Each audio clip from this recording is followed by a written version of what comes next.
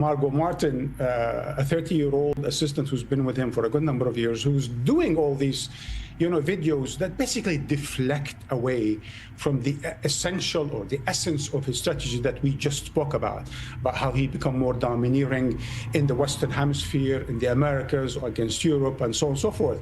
So this has been a deflective strategy that has worked really well because the media in the United States have been so consumed by his theatrics and performance and social media posts that very little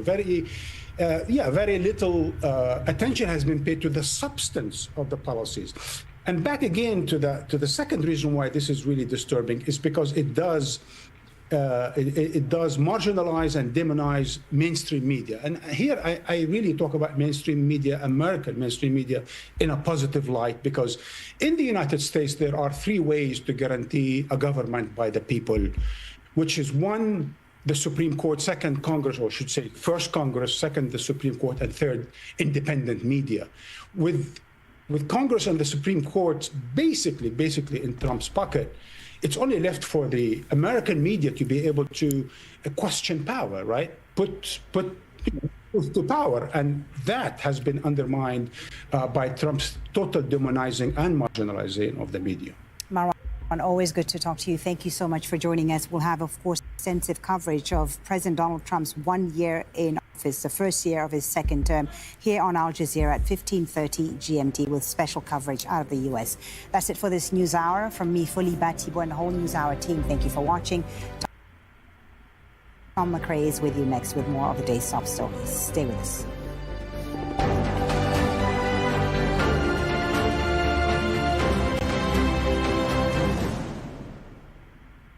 As our need for data increases, massive data centers heavily reliant on water and electricity are springing up around the globe, including in drought-ridden parts of Mexico. People in Power explores the effect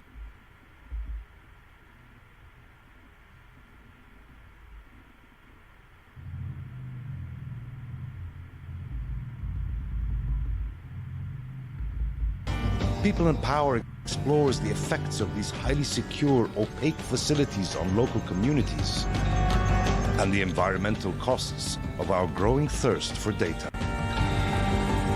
Water for Data on Al Jazeera.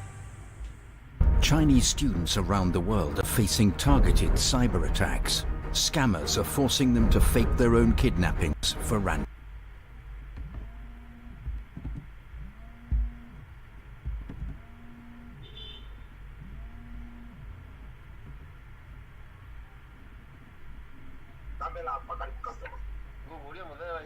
Gris. Anh đi nào với nhỏ bạn đời.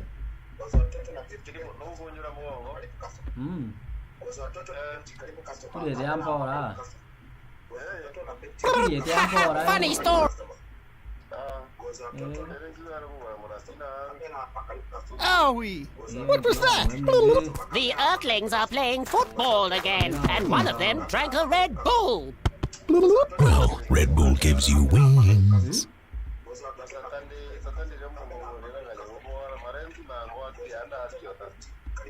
Anh này anh kia làm cái gì qua nè.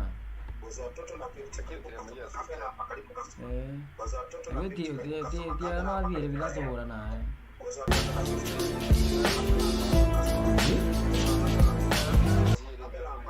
Anh đưa ra đấy. Nhưng dia nak apa lagi? Dia baru nak.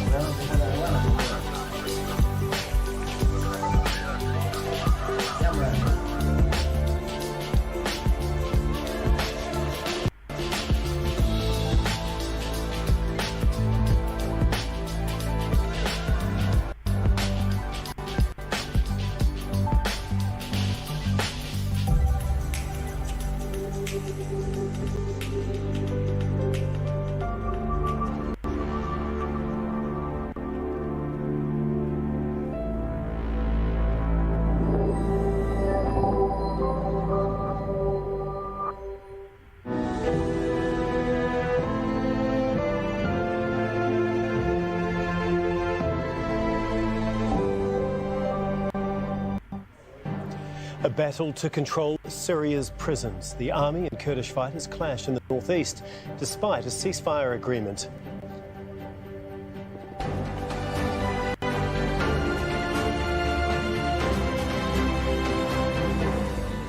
I'm Tom McRae. This is Al Jazeera Live from Doha. Also coming up, the proposed additional tariffs are a mistake. The President of the European Commission criticises Trump's tariffs over the Greenland row and promises a united European response. An ultimatum in Iran. Police chief says people who joined violent protests have 3 days to turn themselves in. The UK approves China's plan to build its largest embassy in London, despite spying fears. The Syrian army says the Kurdish-led Syrian Democratic Forces have withdrawn from the Al-Hol camp, which houses families of ISIL-linked fighters. The government says that the SDF guarding Al-Hol withdrew without any coordination with the Syrian army. Syria's army is accusing the SDF of releasing dozens of ISIL prisoners who had been held in several prisons, including al-Shaddadi in Hasaka province. The government says 81 of the estimated 120 who escaped have since been rearrested. Well, outbreaks of fighting have continued despite the ceasefire announcement in a follow-up meeting between Syrian President Ahmed al-Sharaa and SDF leader Mazloum Abdi. The SDF says government forces attacked their positions near Kobani, close to the Turkish border. Another flashpoint was in the city of Raqqa. And there have been protests in Kurdish-dominated areas of Iraq and Turkey. Turkey's pro-Kurdish Kurds in Martin. Well, Bernard Smith joins us now from Deir ez-Zor. And Bernard, I know that there's very little information and it's only really just been happening. But if we can start with Al-Hol camp, what is the latest there? The SDF has left, so what's happened to those that they were guarding?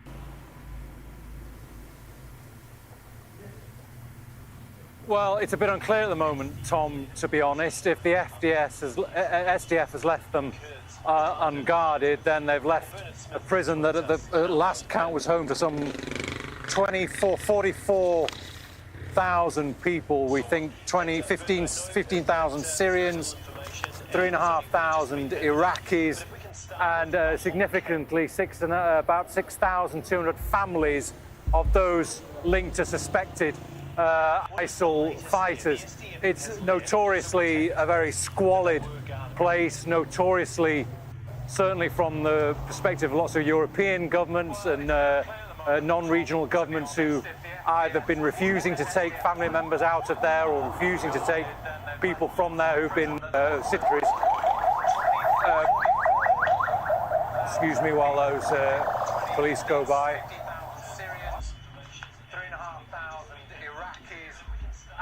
Significantly, about 6,200 families of those linked to ISIL fighters. It's notoriously a very squalid place, notoriously, certainly from the perspective of lots of Europe.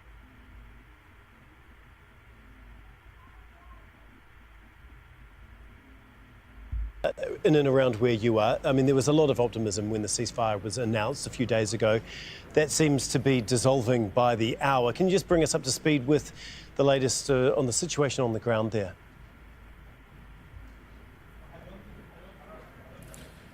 That is correct. This is the second day of this. The second day really after the ceasefire, and it's difficult to keep calling it that with how things have played out. As Bernard was reporting from where he is, that camp is a very significant location, and it has been governed by the SDF. It houses the families of suspected ISIL fighters, people who are in limbo, who have lived as refugees in limbo for some time. There are also a number of prisons, again, that have been guarded by the SDF. Institutions, government buildings, prisons, housing dangerous detainees that have been under SDF guard that were supposed to be handed over in a reasonable, calm fashion as per the terms of this agreement. With the fighting that we've seen, that's not happening. This is the collapse of governance that was in the hands of the SDF And the Syrian army is getting in as quickly as they can. The Syrian government is sending in administrators, functionaries, Ministry of Interior officials, as quickly as they can to try to pick up the pieces to make sure things don't unravel. But that doesn't seem to be happening in as perfect a fashion as had been hoped a few days ago, a few weeks ago. There was a prison in Raqqa that the SDF says fell out of their control because of clashes with the military. We've seen similar instances in Kobani. Now what we're seeing is all eyes are turning to fresh fighting in and around Kobani. The SDF says that they are defending positions on the outskirts of what is a Kurdish majority city, that is their stronghold, and the Syrian military is saying that it has moved further and further and is taking up terrain in that area. Competing narratives as these two sides compete for territory that the SDF held and is now going into the Syrian hands, and that the Syrian military is clear about. It wants to retake the country as a whole and is pushing further and further, placing more pressure on these SDF positions. So far, they say they're resisting, but everything is changing hourly. Yeah, it certainly seems that way. Thank you so much, Zain. Zain Basravi there for us in Aleppo. Ahmed Suleiman is the Deputy Secretary of the Kurdish Progressive Democratic Party in Syria. Earlier, he spoke to my colleague, Foli Batibo from Hasaka in Syria. He says the Syrian government needs to do more to win the trust of the Kurdish people. There is some sort of agreement on the part of the Kurdish factions and parties with respect to the agreement or the understanding reached in Arbil. Even some Kurdish parties were represented in the agreement. However, the following agreement that took place between SDF and Damascus, it was largely agreed upon and endorsed by the Kurdish parties, and they even called for total commitment by both the parties. Issue is not a discussion on the rights of the Kurds. The presidential decree, when it was handed down, it was welcomed by most of the political factions. It was considered a very positive first step to build on. However, per decree contains certain terms and conditions that require agreement in terms of the interpretation. It can be interpreted one way by the Kurds and construed in another form by the government. We have been calling for President Bashar to meet and discuss the Kurdish question. However, today, all what the Kurds want today is ceasefire, halt of military operation, end of war. The World Economic Forum has kicked off in Davos with the US dispute over Greenland dominating comments on the opening day. French President Emmanuel Macron has addressed Trump's threats to take over the territory, saying his country stands with Greenland. France and Europe are attached to national sovereignty and independence, to the United Nations and to its Charter. And it's not an old-fashioned way to live in multilateralism. It's just to totally forget what we learned from the Second World War and remain committed to cooperation. And this is because of those principles that we have decided to join the mutual exercise in Greenland without threatening anyone, but just supporting an ally and another European country, Denmark. The European Commission President has also weighed in on Greenland and said its sovereignty is non-negotiable. Arctic security can only be achieved together.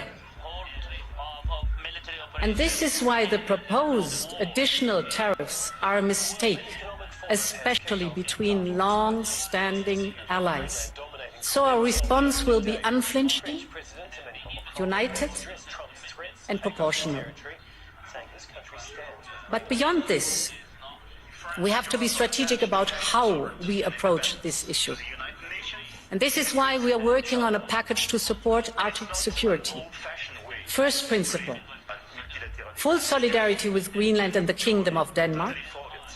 The sovereignty and integrity of their territory is non-negotiable.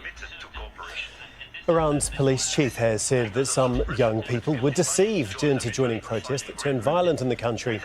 In comments made to state TV, Ahmed Reza Radan says authorities will deal with these people leniently if they hand themselves in within 3 days. We recognize Arctic security can only be achieved together. And this is why the proposed additional tariffs are a mistake, especially between long-standing allies. the enemy. Therefore, the Islamic Unflinching, united, and proportional. were misled with compassion. But those who were leaders or instigators of the unrest will be dealt with strictly according to the law and actions taken. I announce now that the group of individuals who were deceived by the services and in a way became their soldiers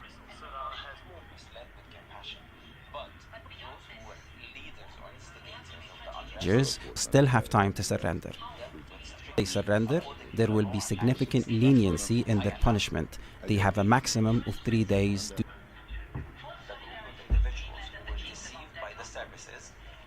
do this. Speaking to political and business leaders in Tehran, Iranian President Masoud Pezeshkian said the country has to respond to the Iranian people's problems. It's my responsibility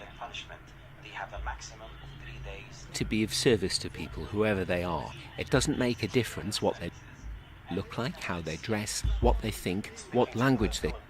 My responsibility is to respond to them. That's why we keep debating within the government and with the system that we need to resolve people's problems, whatever they are. And this is our priority. Well, Ressel Sudar has more from Tehran. Well, it's difficult to say whether they will be turning them in or not, because the disconnect between the government, between the state and the people, the rift between state and people has been a long issue here in Iran, and there is very little trust between the two.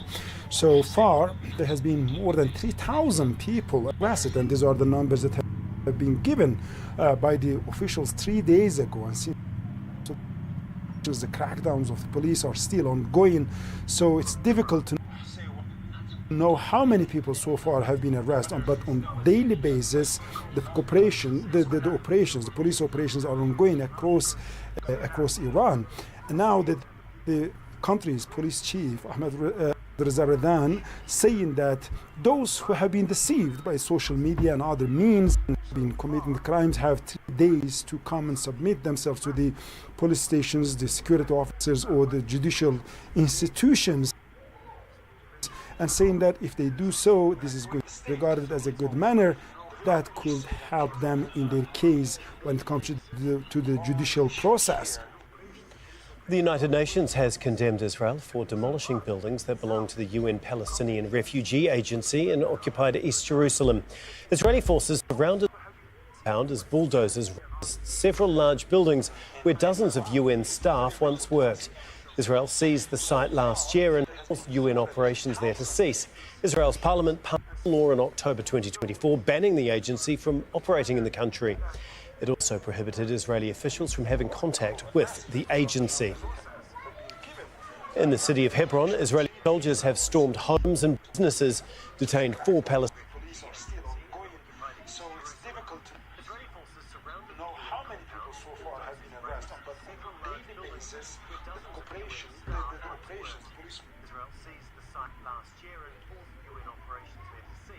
Israel's parliament passed a law in October 2024 banning the agency from operating in the country.